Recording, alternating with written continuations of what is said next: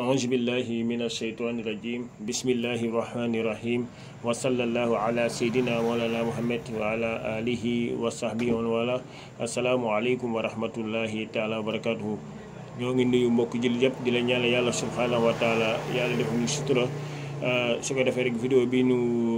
indiwaale ni incha allah dina leen ko déttal leen déglu ko si kanamante ne mooy maître Abdoulaye Tall li mu wax si kanamante ne mooy si tarixa yi incha allah dañ koy dégloo pare su paree ñu def si ay commentaire su soobee yàlla salaamaaleykum wa rahmatullah. yéen jafe-jafe ngeen nekk xëy na bu dee gañe na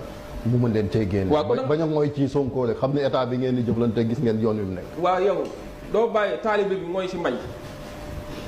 Baye Fall bi mooy si Cheikh Ibra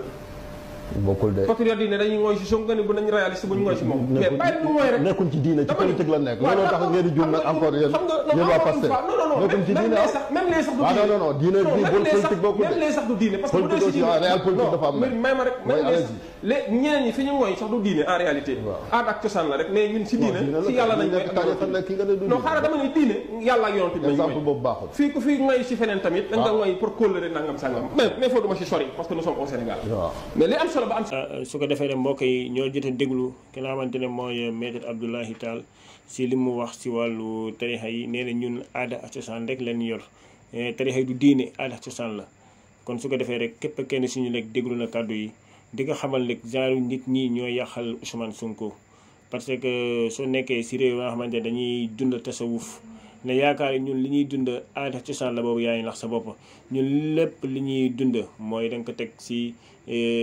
alxuraan ak sunna si yonent yàlla Muhammad sallallahu alayhi wa sallam soo demee si alxuraanu karim yàlla moo wax ne yaa ayyuha alladina amanu taqullaha wabtagu ilayhi wasila al wasila mooy lan dama laajte la mooy wasila wasila mën a nekk alxuraanu karim wasila mën a nekk nit koo xamante nit ku baax waaw mën la jël yeggale la kon de su ko defee rek soo jàngul xamoo lii na yaakaar ne lii aada cosaan la yaay nax sa bopp parce que ñii il faut ñu arrêté leen parce que mënuñu nangu saa su ne rek ku nekk rek di jéem a teg ay kàddu yu ñaaw di ko teg suñuy kilifa loolu mënuñu ko nangu nit ki na politique am bàyyi la nga xamante ne mooy suñu wàllu tarixa yi lépp si sunna la sa da lay jëmle si la nga xamante ne mooy si yàlla subhanahu wa taala